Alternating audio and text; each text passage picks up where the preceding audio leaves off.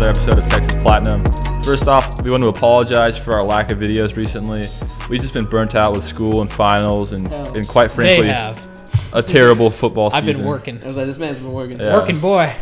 Yeah, so we're back. We're going to break down the Utah Alamo Bowl, which was kind of a fun matchup. We haven't played Utah in forever. And also the coordinator carousel we got going on right now. It's so unclear right now, but Chris Ash was announced, so we'll get into that and look at the college football playoffs. And yeah, so let's start off with the Utah pick. And always, before we start, always please subscribe. As always, we really need the growth, and people that do subscribe, thank y'all. Y'all help us out a lot. So start off with Trevor. Yes. Let's start looking at Utah. We're playing the second best team in the Pac-12. Yeah. San Antonio. Yeah. Hometown, baby. Shout out. Yeah, shout out to y'all's hometown. Are all y'all going to the game, by the way? Yeah, I'm gonna buy a ticket. Yeah, I haven't bought my ticket, going. but I'm going. Yeah, nice. Sure. There's a chance I'll go. We'll see. So Utah, obviously, the better team here on paper. 11-2 record. Really kind of dominated throughout the year, except for their 2 losses. They looked really bad in the conference championship game against Oregon, which I wasn't expecting them to just fall apart like that. They seem to have a very kind of solid foundation with the players that they have. I think they have a lot of seniors. Their quarterback, have it written down here, Tyler Huntley. He's been on the team for a while.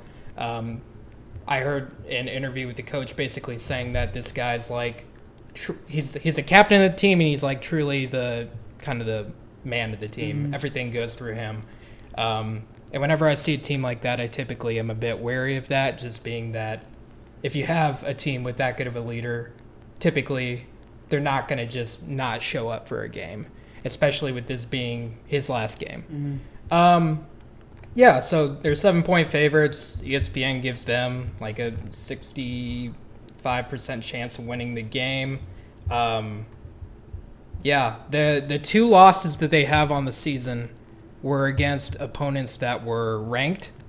All of the wins were against opponents that were not ranked, I don't think, at any point in the season. What does that mean for us? So, yeah, so take that what you will. I mean, you could make that argument like, oh, well, Pac-12 sucks. They haven't played anyone. That's true. The ranked teams We shouldn't be worried about it. But then again, people make that argument in the Big 12, be like, oh, the Big 12 sucks. Like, we barely beat Kansas. But so I personally don't like to look at it that much. But yeah, I mean, they look like they're a solid team. They're 11-2. They very easily could have been in the playoff. They would have been in the playoff if it wasn't for that Utah the Oregon choke that they did. And yeah, so a 7-5 Big 12 team against an 11-2 Pac-12 team should be an interesting matchup.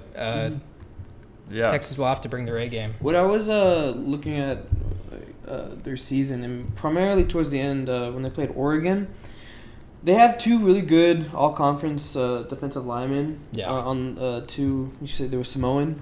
I think so. They had Samoan names. Tongan, Samoan. Yeah. They're from the Pacific Islands. Yeah. Big boys. Let's see, what are their names again? Breed them big out there. We have Bradley Ane and Leke Fotu. I butchered that. Man, we're really playing in the Pac-12 now, playing guys like this. Yeah. But what was weird about that win against that when Oregon beat them is Oregon rushed for like at least 250 yards on them, and that's something I wouldn't really expect from them, just because their secondary is where I thought they would get them a little more because they got hurt during that game, but they ran all over them. Yeah. So I really don't know if that's the recipe for us. Although they're missing 3 defensive backs this game, right? Mm-hmm. So they're definitely weak on that side of the ball, but they don't make mistakes a lot. Morgan Scally. I mean, the one that got away. Yeah. One that got away. He just, I mean, we can get into this later, but he just signed an extension there. Yeah. I don't blame him, though. Dude's a Utah guy, and he seems to be the coaching coming for their team, so I don't blame that. But then again, to go off of your point, Oregon has a pretty good O-line. And the way that they ran the ball is like very dynamic. It wasn't just pound them down their throat and do like really obvious runs like I feel like we do. That's kind of our style. Yeah. Power spread. Yeah, Oregon definitely has Not a better power O-line spread, than but us. pro power. That's probably why we're Definitely. thing. And they have a better running back. CJ Yeah. Verdell's a lot better than Keontae and Roshan. So Yeah. and way more fast and explosive. So I don't know if running the. I mean, we're gonna have to run the ball in order to open up the passing game, but I don't think we're gonna rely on that to win. I think we're gonna have to attack their secondary. Yeah. But maybe run Sam Ellinger a lot on like misdirection and counters and keeps. That's the type of stuff that kind of can get them out of place and get some yards that way because we don't have the running backs to. I mean, Roshan's pretty good, so I won't sell him short. We don't have the O line really to just run right at him like maybe Oregon did. But you're looking at their offense. They got Tyler Huntley, who you already talked about, but he's a dual threat. I think he ran like 20 times against Oregon. Yeah. And dual threats have given us trouble in the past. I mean, Jalen Hurts, we really couldn't touch him. Right. And so that'll be probably cause some problems for us. So we'll see how the defense looks without Todd Orlando. That's going to be weird. Yeah, I don't know. Blitzes maybe? Who's calling defense? Nivar maybe? Yeah. So I don't know, that's going to be let's weird. see if we run out with a 4-man front. That'd be dope. Yeah. Oh, that'd be crazy. Yeah, and then I don't expect that though. Yeah. They also got Zach Moss at running back, he's a beast. That guy's a big guy. That guy will be in the NFL, and he took like all their carries against Oregon, 19 carries, and he got like over 100 yards. But so I mean that guy's going to be as good as a running back as we've seen since maybe Clyde Edwards-Helaire, maybe one of the OU running backs. So Pac-12 offensive player of the year, man. Oh yeah, Chuba Hubbard too. Yeah, since Chuba Hubbard, but. And we shut Chuba down, so we did. We're always pretty good against the run, especially when we're healthy. So I think that's a spot that we can hopefully hold down for the most part, especially the quarterback running game. That's what's more important to me. If we let Tyler Huntley try to beat us, I think we have a good shot because he protects the ball, but he's not a prolific. Yeah, he threw 2 picks against Oregon. So he's not quite. He reminds me of Jalen Hurts, but not as good as Jalen Hurts. I see what you're saying. You know, so similar style, just not as prolific. Yeah. Let's see. I think when it comes to matchups, I mentioned it earlier, but I think really the big key to the game is our O-line versus their D-line. Right. Because I don't know, I don't feel too great about our O-line, especially this way through the season. And this is going to be the best D-line we've faced probably since...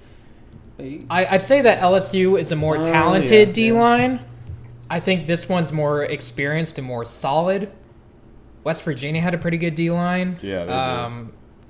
But honestly, I think this is the best one, and our O-line has since really regressed since the OU game. Yeah, for y'all Utah fans, if y'all are watching this, our D-line gave up 9 sacks against O-line gave up 9 sacks against OU's D-line, which is not good. I'm sure Utah knows. Watch that film. Yeah, knows exactly how to get to us. Yeah, that's what worries me is they have so much film on like how to easily expose our O-line. Because like if they just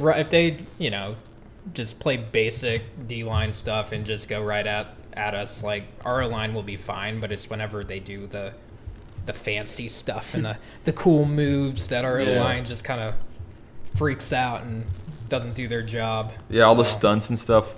Like we'll be whiffing stunts completely, like no contact. Yeah. In the hole. Yeah. Like yeah. So, Parker Braun. Yep. Yeah. And Shackelford might be prone to getting just bull rushing into Sam Ellinger a few times. Right. So watch out for that. Look for a few Cosme penalties. All conference. Yeah. Right there. Hey, Captain. My bad. What's his name? Cosme. Wait. Shackelford. I'm sorry. I got brain fart. No, brain fart. No, I know what you senior mean. captain. Yeah, and they also got some decent receivers. I mean, Jalen Dixon had a few good plays against Oregon that I was watching that game. And they got playmakers. Utah's a pretty talented team. A lot more talented in my eyes than the rest of the Pac-12. I mean, USC has talent, Washington, Oregon, but outside of them, I think Utah is the next most talented team. And we got 2 coaches, 2 Urban Meyer disciples going at it with Tom Herman and Kyle Whittingham. Right. Didn't even think of that. So. Yeah.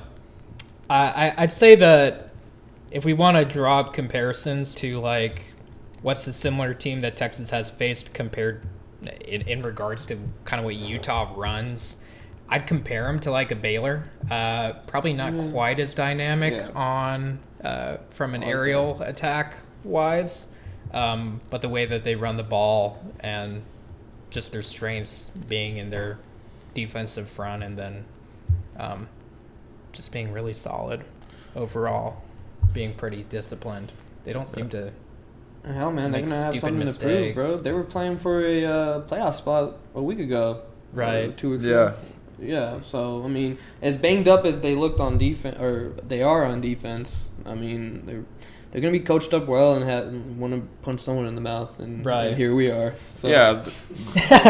in Ready in to be way. punched. Yeah. I don't know. I mean, at It's least not like a downer, but like it's just the way it looks to me. at least their fans. I don't know if their team feels the same way, but they seem kind of disrespected by being The bull selection. being this close to the playoffs. They lose that, and Right. if they would have, they fell out of the Rose Bowl.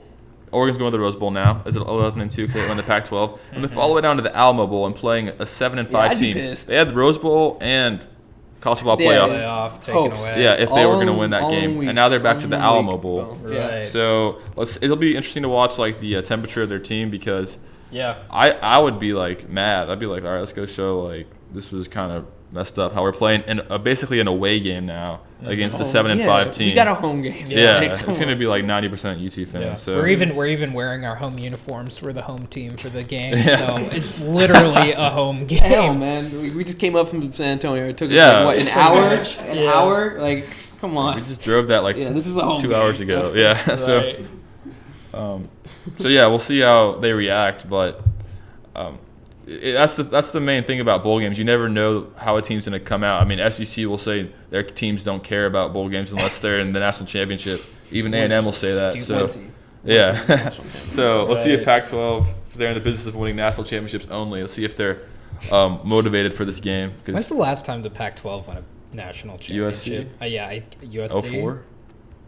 Right? Yeah. Yeah. Damn. Wow.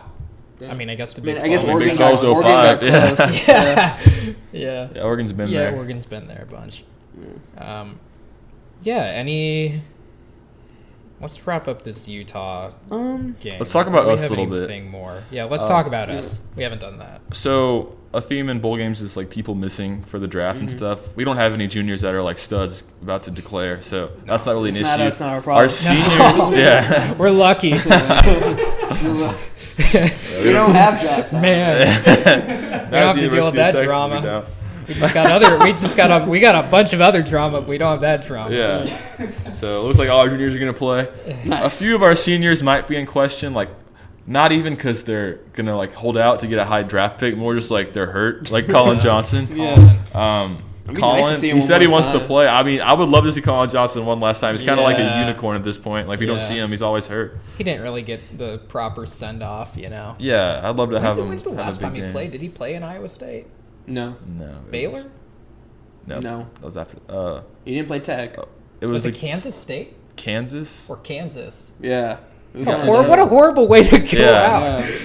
I hope he plays, I hope he does too. even for a little bit, you know. Just suit him up. Yeah, let him get a few plays and sub him out at the end. You know, get a round of applause. Right. Colin Johnson. Yeah. Put in Kirko too. Might as well. Yeah. Let them get in the field together for a play. Yeah. That'd be Oh, that'd be dope. That'd be nice. Yeah, Duvernay looks like he's gonna play, which is, I mean, like they have 3 DBs out, like Matt Madrid Yeah. said. So, They're gonna I mean, we're gonna have to feast. pass on him. I doubt we'll be able to run on them very efficiently all day. So, Yeah. test him downfield. Hopefully, Malcolm Epps can catch some balls if they're thrown to him, Malcolm not Epps. drop them. I'm more high on. I don't know. Maybe it's just what I've seen in the last like few games. And I mean, it was mostly in garbage time. But I really like what I saw out of Marcus Washington. Yeah. Towards the end. Yeah. Because That's I'm good. I'm thinking a little bit in the future now. Oh, I'm not. I'm a little bit, but we have to look Next to the season. Yeah. I'm trying to see in this receiving game. core who's gonna step up. You know, like the senior. A lot of seniors are a whole receiving core this year, is basically seniors. So like, who's gonna step up and who's gonna want the ball? And he just looks like he always wants the ball. He always wants the smoke. You know what I mean? Mm-hmm. So I really am interested to see if he gets any playing time during the Alamo Bowl, if Colin misses or whatever. So I'm really interested to see how he plays, and on the future too. Definitely. Also, Jake Smith, another guy That's true. that's part of the future. He kind of had like a midseason slump. A lot of rumors coming out about him, but it looks like he's all good to go. He had a good game against Tech. Had a great touchdown catch. And Maringer's gone now, so hopefully that drama is in the past, and we can just start just milking Jake Smith. He might be our most explosive player on the team for the next 4 years. Yeah. So hopefully get him some balls in space, let him just show off his athleticism. He's got elite talent. He's one of the few guys that can just like outrun anybody ever. So who's calling plays for us? Herman gonna do this? Tommy boy. It'll be Herman. Right. It'll be a little test run. If he does this well, he might not even hire an offensive coordinator. He might just be like, Herman's like, I fixed the problem, guys. What if Herman's just like, it's all, I just got to call the plays. Yeah, no. What if Herman's just like, I got it. Boys. I'm hiring myself. Dude. I got the binder. I was thinking about this. It's me. Not Graham Harrell. Not Graham Harrell. No. He has too much pride. Yeah, I know. Yeah, we'll get into that in a minute. Oh, man. Another key to the game, I saw that I haven't covered it just yet. Both of these teams are kind of notorious for like starting games really slow and not like scoring. It's gonna be like so. Honestly, whoever 3-3 in the first quarter. If either of these teams comes out on fire, like bet immediately that the team's gonna win because it may not come. Both of them are like really bad in the first half too, but like first quarter especially. Yeah. We were horrible in our last game against Tech. Like we were down 14-0. Thomas was there, yeah. You were in the cold rain. Yeah, the cold rain. I thought we were gonna lose too for the first half. Oh yeah, it looked really bad. And also, like it's very common for us to just let them score on the first possession. Oh yeah. Easily, wide open touchdown. That's gonna happen probably. That's a Todd Orlando signature, but he's not here. He's not there. Maybe it'll be in the past now, hopefully. But watch out for that. Yeah.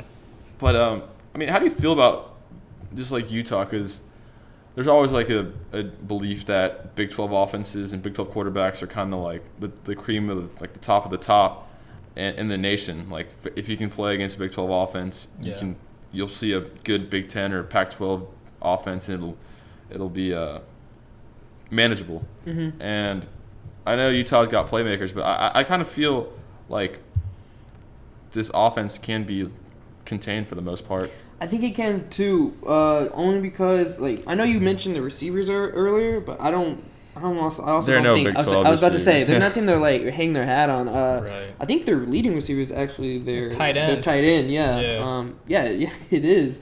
31 receptions, only 500 yards. So like they're real. I mean, they're gonna rely on Zach Moss a lot, but I feel if there's one thing we're at least decent at is controlling the line of scrimmage and containing the run. If we can handle Chuba Hubbard, I'm sure we can handle Zach Smith, Zach Moss, excuse me. So I see what you're saying. Like it's not something I'm completely scared. I'm more worried about us making the mistakes and just kind of handing it to them, which is completely within the realm of possibility. Right. So I really don't see them like just straight blowing us out. You know what I mean? So I think we're safe in that regard. We just got to worry about us controlling what we can do because Tyler Huntley does not turn over the ball. So it's going to be on us. Uh-huh. I want to throw this out there. There's a chance that Zach Moss could just not play. I mean, he's a running back, That's true. And he's got an NFL future ahead of him. So, like, we're assuming he's going to play, but very well, like, after we release this video, it could be Zach Moss not playing in the bowl game, declared for NFL draft. It wouldn't surprise me. So that would change a lot. Right? Yeah. Obviously. He's not a sophomore. He's a senior. He's a senior. So, I mean, that would change a lot about this whole preview and everything. Yeah, the preview. But, yeah, he's definitely throw it away. Yeah. But, just keep that in mind. And, I mean, that could happen to us, too. We could have some of our seniors sit out. Or maybe Sam Cosme gets wild and declares and sits out. No. So Cosme gets wild. Yeah. I'm done. It's like, I'm done. I've had enough. Secure my future. But, secure the bag. All right, y'all want to touch on anything else, or do we need to get into picks? Do y'all? Last point for me. Do y'all think that us not having Todd Orlando and a lot of other coaches is that going to have an effect on the team, the calls, the everything? The calls for sure. I don't know. I was never really good. I mean, you may know more of this about than me, but like gauging locker room morale tied to coaches. Yeah. Because I'm sure there was. I mean, when we got rid of the wide receiver coach, I'm sure things got better. Oh yeah. But I don't know. Maybe a lot of guys like Todd. Orlando. So I don't know. We definitely have the talent still, but I do see what you're saying. I think it could, but more on the defensive side. Because I think those guys like Todd a lot. I don't think our offense is going to be much different. Yeah, me either. It was already called by Herman. For the most pretty part, much. Yeah.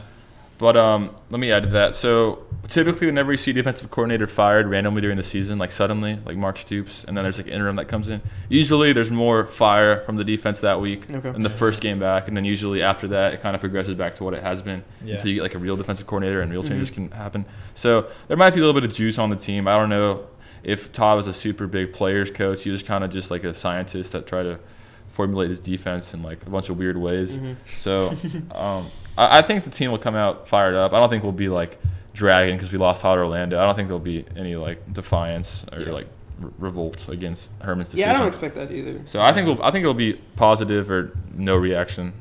So we'll see. Like that. All right. Do score predictions for the game? Yeah.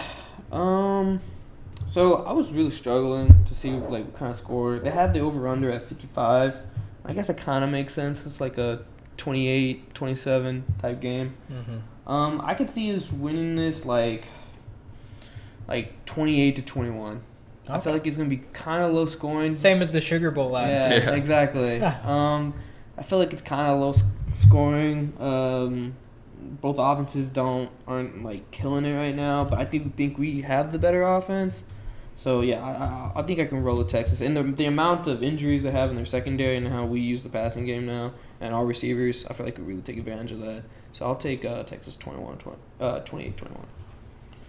all right. Yeah, I feel good about this game mainly because Tom Herman has proven, if anything, as a coach, that he's really good in bowl games. I think he's 4-0 in bowl games and been the underdog in most cases, and yet again we're the underdog against Utah.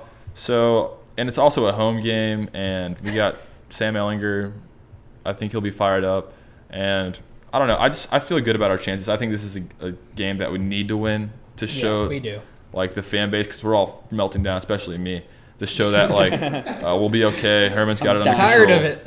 So I think we'll be coming out ready to play, and I think Utah, they'll have like a lot of weaknesses that we can exploit, like Sauter's out and such, and maybe they might be down because they missed the playoff and Rose Bowl. So I think Texas wins, and I think it's kind of like a 31-24 type game, 31-20 maybe. I think we win by 7 to 10 points and Lines at 7 get some life back into the program because it's looking bleak, especially with the recruiting right now and everything. So yeah, Texas wins.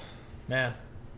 So lay it on me, Trevor. Yeah. So do it. I think it'd be disrespectful if we all picked Texas to win, being that Utah's ranked 11 and pretty we're unranked. Solid team. Yeah, we're unranked and we're 7-5. They're 11-2. I promise. Yeah, I'm picking Utah to win this game. Like I said, they just seem like a really solid team outside of that loss that they just had where nothing made sense. They've been pretty good.